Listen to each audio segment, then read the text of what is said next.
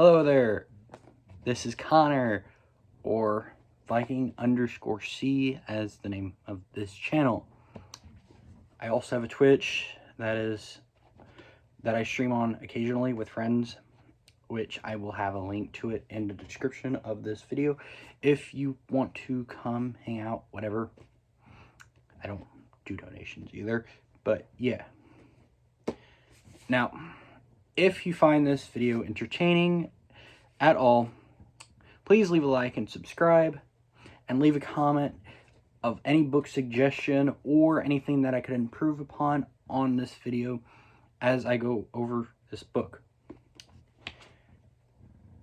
And the reason why I asked for a book suggestion is because of the fact that I might do this again for a different series or a different book if it reaches a certain amount of likes, because I've got a massive book collection ranging from Aragon to the Hardy Boys. Pretty decent. Now, let's get into this book review. Well, first off, let's talk about the background of this novel. Now, the background of the novel is a little bit mysterious.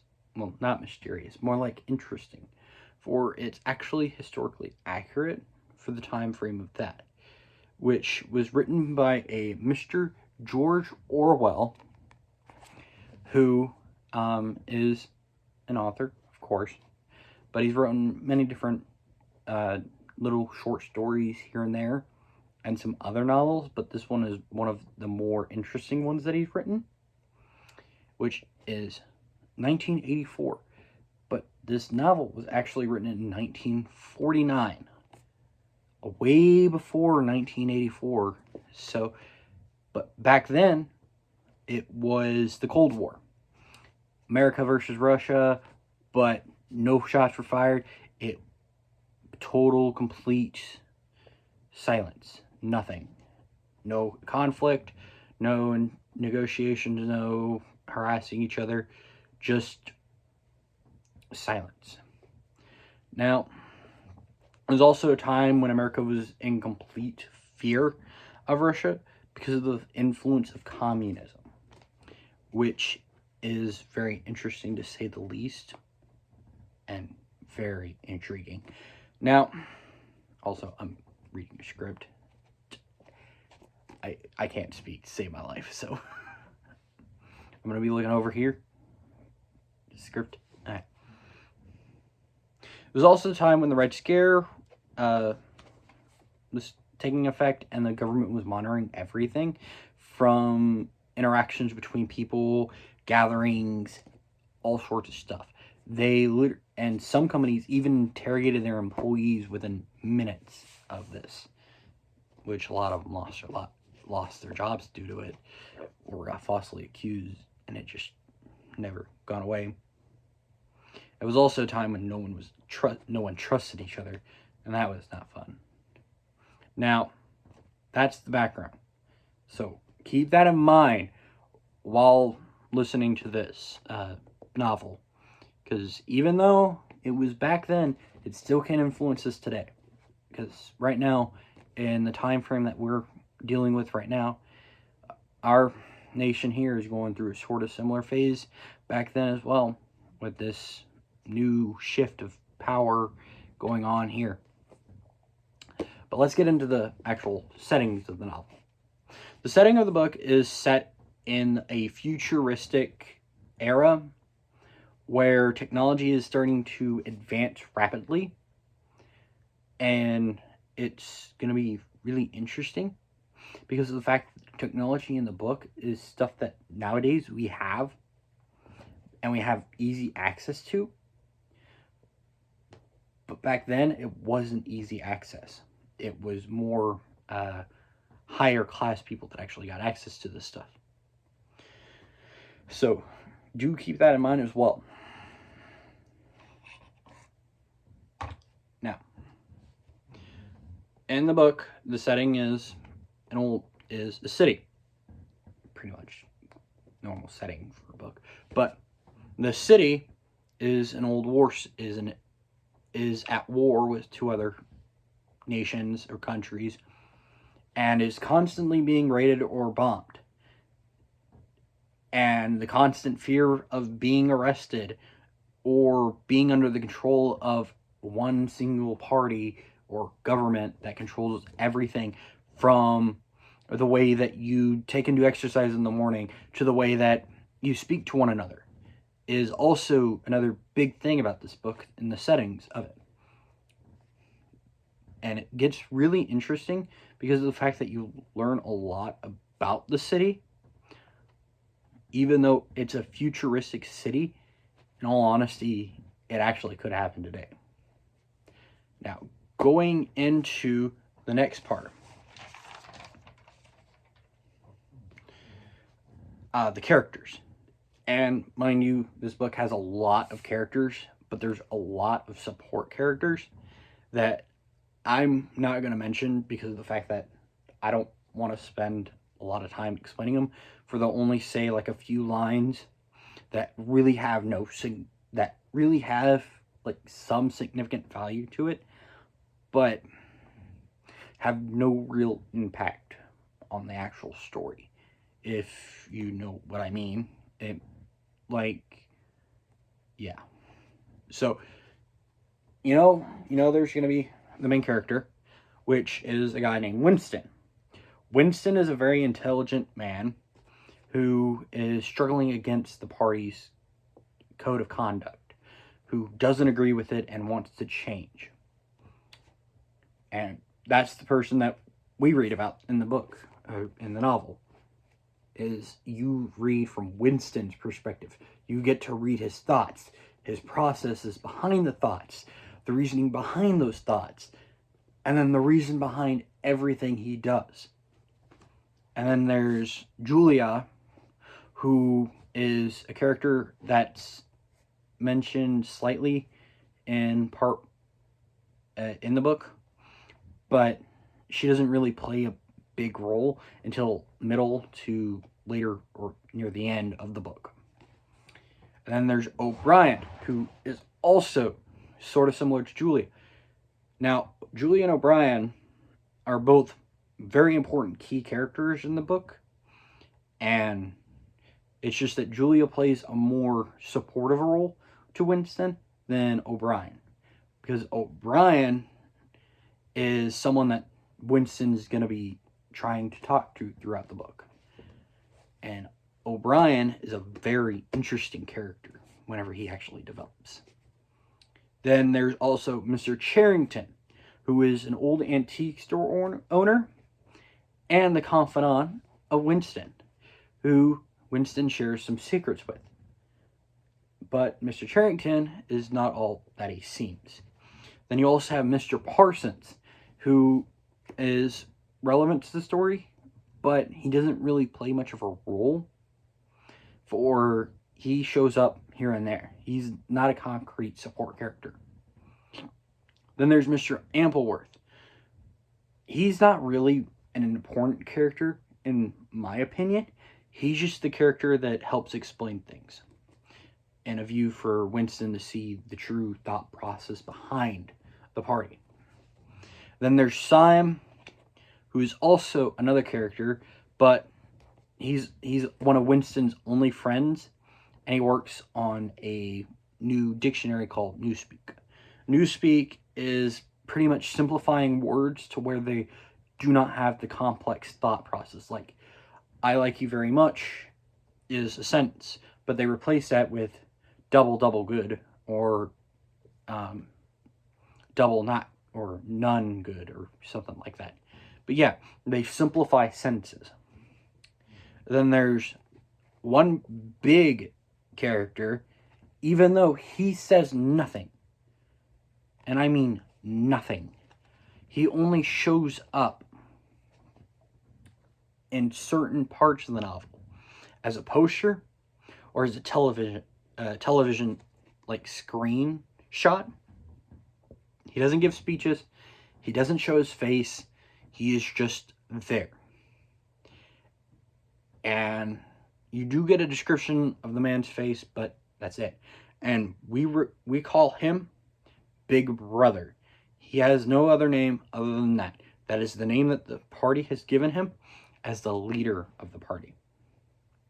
Now, the theme of the novel, because those are actually the more important characters, in my opinion. Now, the theme.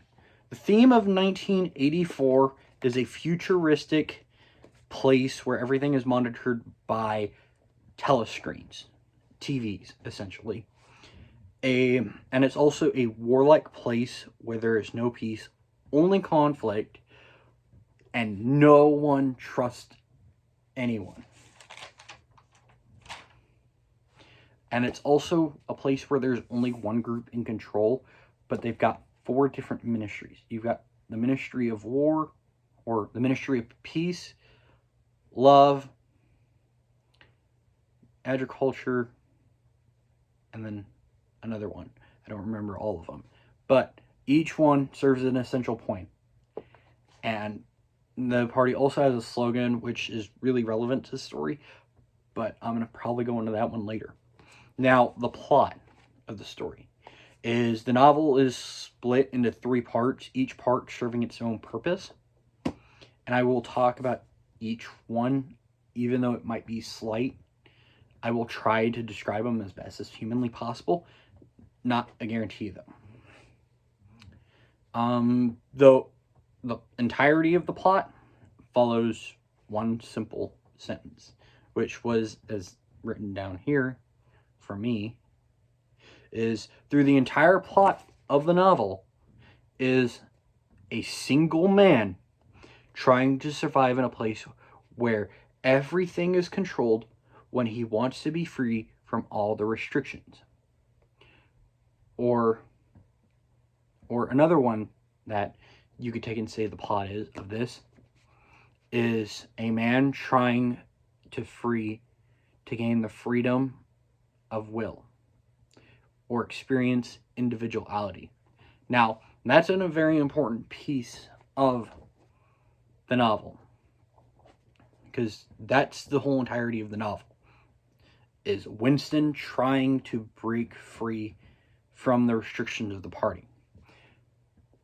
Now, let's get into the different parts. The book, as I've stated earlier, is split into 3 parts.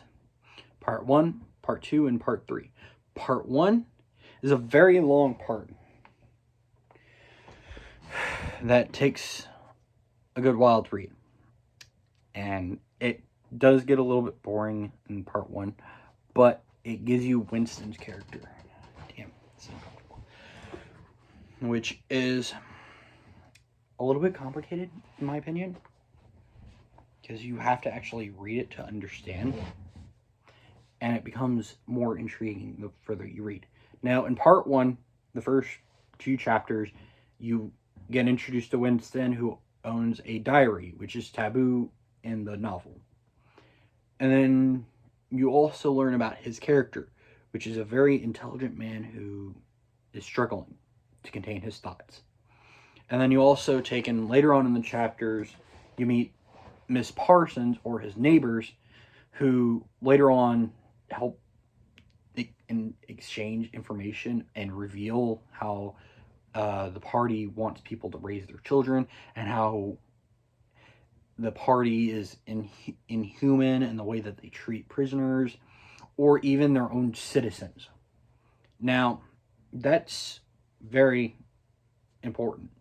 Now, in Part 1 of the novel, in its entirety, is Winston explaining his character. In the first few chapters, you experience Winston as he talks to his neighbor, as he's writing in the diary, things like that. Now, later on in the chapter, in the middle section, you see Winston go to a 2 minutes of hate that's against one individual. Just one individual. Not 2, not 4, not 5, not even 100. Just the one individual that the party has deemed as their natural enemy. And his name was Emmanuel Goldstein. And he plays a very important role. The fact that he's given a name while Big Brother doesn't. And he's the leader of the Brotherhood, which is an organization working to fight against the party. But it doesn't really do much later on, in my opinion. It just helps Winston realize that he's not alone. Then during the 2 minutes hate, Winston loses control and he's angry at people, and then he's angry at one chick, and then it just goes from there. And then after that, it goes into Winston complaining about his ex-wife or wife that he separated from. Her name was Catherine, and he just hated her with pure passion. And then after that, it was him in like the later endings of part 1. Winston is going out into the proles section, which were the slums, the commoners. And he was there trying to figure out information of the past. But it was also there that Winston took and stated that the proles were the key to overthrowing the party. Now that becomes really important later on, but it kind of dies off. And it's also where Winston writes his famous quote, 2 + 2 = 4. If that is true, then all else follows. Or if that's allowed, then all else follows. But that's pretty much the essentials of part 1.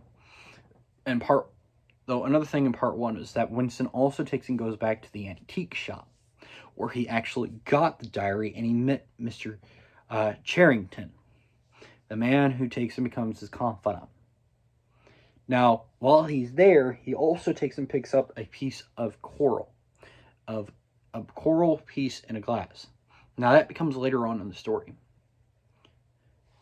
But let's continue on with the different parts.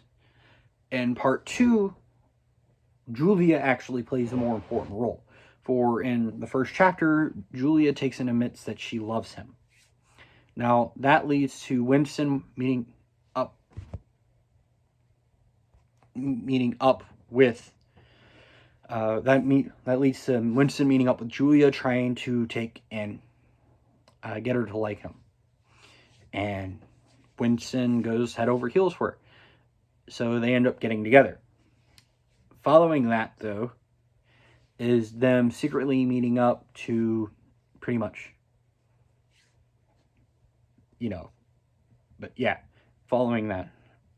And then following that part, it's pretty much essential that you learn of Mr. Charrington, because Mr. Charrington plays a really weird role in that. Not really. For he actually gives the hideout for Julia and Winston to meet up in. And then Winston also meets O'Brien, who O'Brien takes and finally gives him the chance to actually meet. And that's when Winston goes back and goes back to Julia and explains the situation. And then the night before he actually goes to meet O'Brien, Winston had a dream about his mother. Now, that becomes really important, but for the sake of this video, I'm going to leave that one out, and I'll let you guys, if you just do decide to read the book, I'll let you guys experience that one, where that shows a weak moment in Winston, where Winston actually showed sadness and some joy, but mostly just sadness. And then following that, they actually go meet O'Brien, and O'Brien takes and helps them, but not in a way that you'd expect. For he allows him to join the Brotherhood, and he also gives him a book. Now, this book is a cursed book, or a taboo book, that supposedly the Brotherhood released to take and reveal theories or information that could overthrow the party. Now, the book itself is pretty much useless, and it gives just normal basic theories that you and I could understand. One of them being that the Earth rotates around the sun and not the other way around. Like the sun rotates the Earth? No. Nothing like that. Or that we orbit the moon. Weird things like that. But following that, after they take and do that, and after Winston reads all this, he also gets arrested by a special task force that the party has that's called the Thought Police. He gets arrested at the end of part 2, but there's a special character that shows up that actually is the one that actually arrested them, and that was Mr. Charrington himself.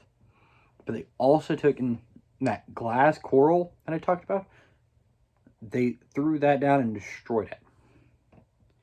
Following that is part 3. Now, part 3 is the shortest one out of the 3 parts, but it's the most conflicting one.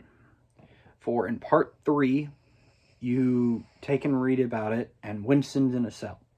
Now, Winston is being held in the cell for the fact that he's going to be interrogated, asked questions, and decides what they do with him. Now, Winston agrees to this. He just sits there and accepts it. But inmates come in and out of different understanding. A drunk woman gets arrested. She's thrown in with him. And then other people get thrown in. One character, and I mentioned him, was Mr. Ampleworth. Mr. Ampleworth plays in a very interesting role for the fact that he actually plays the part in telling Winston why he was in there. And the reason why he was actually arrested was for the fact that he left the word God in a poem. But the party didn't like that, so they took and put him in prison. Now, following that was they took and Mr. Parsons. Mr. Parsons is also another character that I mentioned who got arrested and thrown in. But he got arrested for the fact that his own daughter actually snitched on him. Like, legitimately, his own daughter snitched on him. Because of the fact that supposedly he was bad-mouthing the party in his sleep, which led to him being arrested by the Thought Police. And his daughter is now declared a child hero, leaving Miss Parsons by herself with the 2 children. Now, following that, you also find out that Winston actually gets to meet O'Brien. But O'Brien is not all that he seems. He's actually also a part of the Thought Police. Yeah, big spoiler, of course. Yeah, he's Thought Police, so that's kind of funny. And he interrogates Winston. O'Brien takes and fights every single piece of evidence that Winston throws at him. And the only thing that Winston uses that O'Brien could not break was his love for Julia. And following that, though, he takes and does all that, and it just goes from there.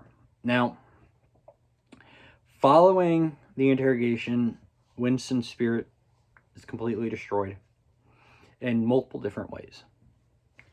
One of them was Winston saying that he was going to be the final man, and that kind of backfired when O'Brien took and literally destroyed Winston's mind by showing him what his physical body was like.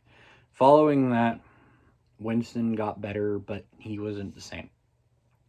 And then they also took and tortured him in a way that most people wouldn't be, and that was using the one greatest weakness every man has. Now, every man has a weakness, according to them, that ranges.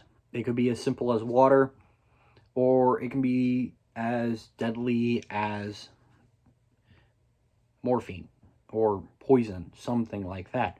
Well, Winston's was rats. And they tortured Winston until he broke, and he declared that all the stuff that be done to him be done to Julia instead of him. Which that leads to O'Brien letting Winston go. And that's where the novel kind of shifted, because of the fact that Winston fully broke down, and it kind of just got weird. And major spoiler, but at the end of the novel, Winston, instead of saying 2 + 2 = 4, he takes and says 2 + 2 = 5. And that instead of loving Julia, he no longer loves her the same way, and that he only loves Big Brother. And that kind of ended the novel. Now, following the parts of the novel, I also got to talk about the dystopian characteristics and the elements that played a part in the novel. And those elements kind of are important. Now, the dystopian characteristics and elements within the novel are as follows. The propaganda that they took and did, the dystopian characteristics that this novel used was propaganda, surveillance, or thought of being under surveillance, code of dress, fear of the natural world, pretty much everything. But each one has a different thing. Now, in the these dystopian characteristics all play a very important role in this novel. For each one actually applied. For the party, limited their amount of talk. They monitored every motion that everybody did. They monitored every thought anybody could take and think of. What they dressed like, what they ate, what they got a month, their salaries, their freedom to go out and do stuff. Everything was under the party's control. There was no freedom to take and do anything. Heck, you couldn't even go out for dinner. Technically, you had to go home and eat homemade food that was given to you by the party. There was actually no food, because in the whole entire novel, Winston only ate cafeteria food and moldy bread or stale bread, but still not any better. And I don't know why I'm looking over there.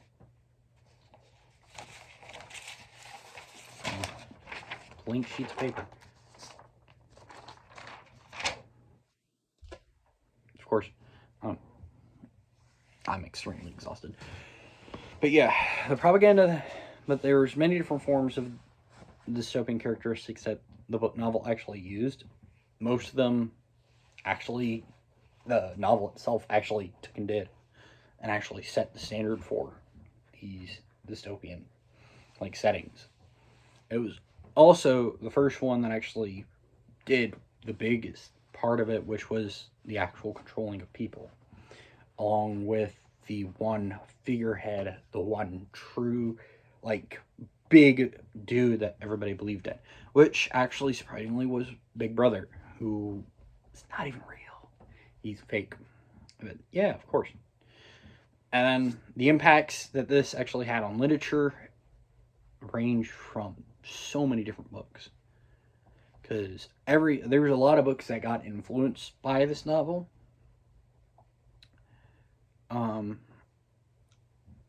But in all honesty, the influence that it actually had on everything was actually kind of slow, for it actually didn't come out too popular back in 1949. During its first release, it didn't sell very well, so it didn't really become popular until recent years. In recent years, our nation has gone through a lot, and a lot of people are comparing it to this novel for the simple fact of right now we're actually going into another Cold War-like situation, and it's starting to freak everyone out.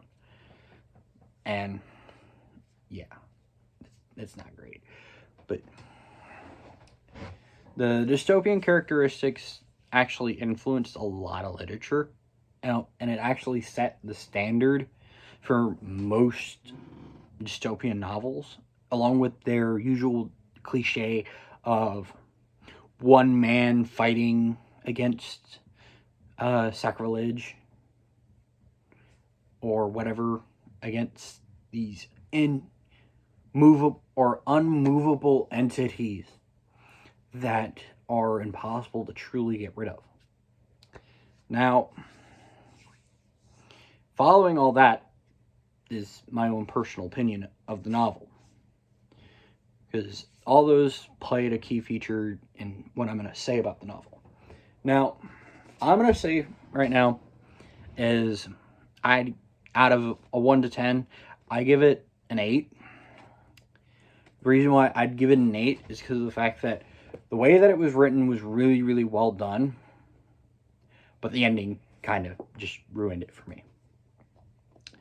Because it just kind of didn't make sense to me, personally. But from the standpoint of Winston, I kind of get it. But in my personal opinion, the book itself is a good read. The plot is good. Everything about it, the character development's good. The support characters, how they changed, everything like that.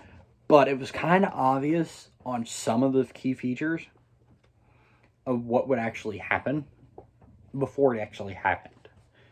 For the fact that you kind of figured out that Julia probably had a crush on him or something in part 1, but it wasn't confirmed until part 2 because of the fact that she kept looking at him. O'Brien was the same way. O'Brien acted calm, collected, and stuff like that, but in all honesty, he was just a trap.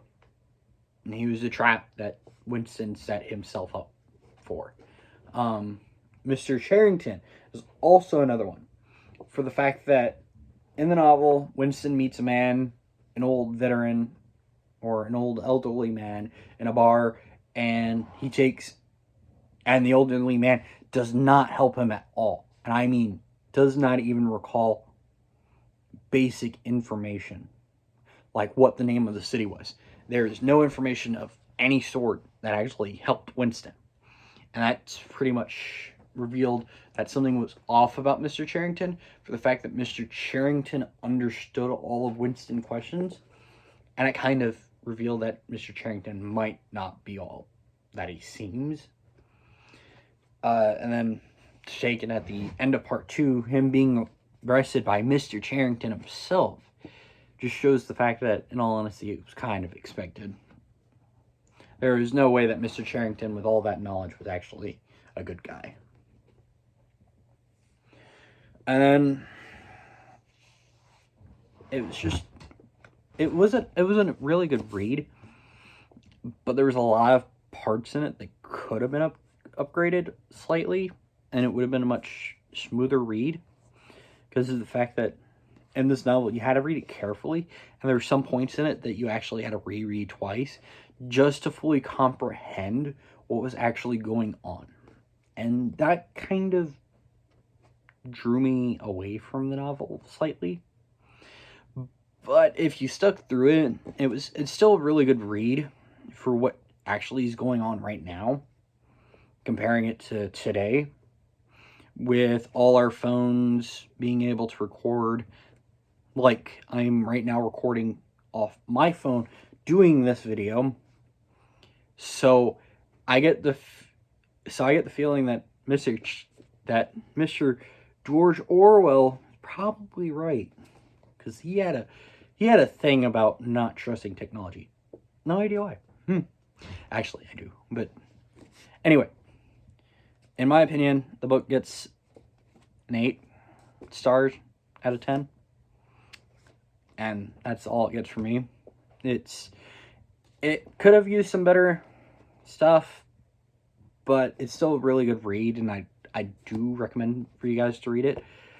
I did not try to spoil as much. I just wanted to give a general overview of why I'm giving it an 8 out of 10. But it's not the greatest book that I've read, but it's still it's not the worst one I've read. I've read much worse books, and even though this one was a little bit hard to comprehend, it was a lot easier than some of the other books that I've read. And it's a really good read if you like the psychological warfare that actually occurred in this book. Because in the book, it goes all over the place at times, but it's to be expected with the way that it was written, and in the format of a man trying to control his thoughts to taking over or overthrow an organization that was pretty much immortal. But yeah, that is my book review on George Orwell's 1984. 8 out of 10. I would say I'd read it again, but I'm probably not after reading it 2 times. So, this is the end of the video. Make sure to leave a like, subscribe if you enjoyed. Leave a comment. I got nothing better to do. I read a lot, so goodbye. Peace. Whatever. And I'll see you guys in the next video. Because I know later on this week I will be doing a Skyrim playthrough. That's gonna be fun. Goodbye.